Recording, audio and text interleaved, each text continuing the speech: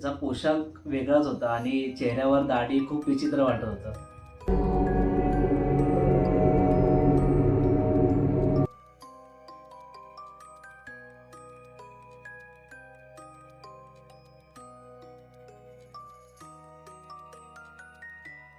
तुम्हाला बिल्डिंगच्या टेरेसवर किंवा बिल्डिंगच्या अंधार भागात भूत असल्याचा भास नक्कीच झाला असेल. पण जी मी आज गोष्ट सांगणार आहे, ती आहे बिल्डिंगच्या फ्लोअरवर दिसलेल्या एका विचित्र माणसाची. तर नमस्कार मित्रांनो, मी सौरभ सोनवणे स्वागत करतो क्रिपी सत्य या हॉरर यूट्यूब चॅनलमध्ये. थोडीशी भीती अशी परिस्थिती. मित्रांनो, मी आणि माझा मित्र आसिफ लोणी मारत होतो. रात्री खूप उशीर झाला होता, त्यामुळे आम्ही देवाकडे प्रार्थना करत होतो की आता जी कुठलीही ऑर्डर पडेल ती जवळ आसपासचीच पडू दे. 11वी ऑर्डर मारल्यानंतर आम्ही वाट पाहत होतो ती शेवटची आणि 12व्या ऑर्डरची.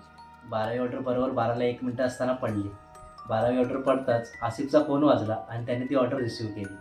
ऑर्डर घेऊन बिल्डिंगखाली पोचल्यानंतर मी आसिफला म्हणालो, तू इथेच थांब, मी ऑर्डर देऊन लगेच येतो, कारण घरातून खूप जेवणासाठी फोन येत होते. बिल्डिंगच्या गेटजवळ पोचताच मला काही वेगळीच जाणीव झाली. मी तिकडे असलेल्या सिक्युरिटी गार्डला विचारले की हा रूम नंबर कितव्या फ्लोअरला आहे. त्याने मला रस्ता सांगितला. रस्ता सांगताच मी लिफ्टजवळ पोचलो. लिफ्टचे बटन दाबताच ती खूप हळूवार ओपन झाली. असं वाटत होतं तिचे दरवाजे कोणतरी पकडून ठेवले आहे. मी लिफ्टच्या आत गेलो आणि आत जाऊन बघतो तर काय, माझ्या मागून अजून एका माणसाने प्रवेश केला आणि त्याने मला विचारले की हा रूम नंबर कुठे आहे.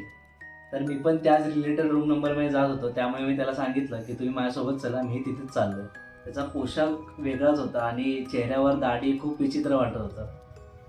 आधी लिफ्ट, नंतर तो माणूस. माझी तर तिकडेच फाटली, पण मी त्याच्याकडे दुर्लक्ष केलं. नंतर फ्लोअरवर येताच आम्ही दोघं त्या लिफ्टमधून बाहेर आलो. फ्लोअरवर येताच आम्ही दोघं रूम नंबर शोधू लागलो. माझ्या तोंडून आपोआप रूम नंबर निघताच त्याने सांगितले की त्या साईडला आहे बघ. मी त्या रूमकडे बघितलं आणि नंतर त्याला थँक्स करायला मागे बघितलं तर तो तिकडून गायब झाला. कारण लिफ्ट आणि त्याच्या बाजूला सीडी होती. जर तो सीडीवरून उतरला असता तर तो मला लगेच दिसला असता. माझ्या डोक्यात लगेच क्लिक झालं की आता हा मला लिफ्टमध्ये रूम नंबर विचारत होता आणि आता ह्याला रूम कुठे आहे हे कसे माहिती. मला काहीतरी गडबड वाटली. मी कसाबसा ती ऑर्डर देऊन लिफ्टचे बटन दाबले. लिफ्ट फ्लोअरवर असून त्या दरवाजा काही उघडत नव्हता. मी घाबरलो आणि लिफ्टच्या जिन्यावरून पळत सुटलो. जिन्यावरून खाली उतरलो आणि आजूबाजूला बघतो तर काय, सिक्युरिटी गार्डही तिकडे नव्हता.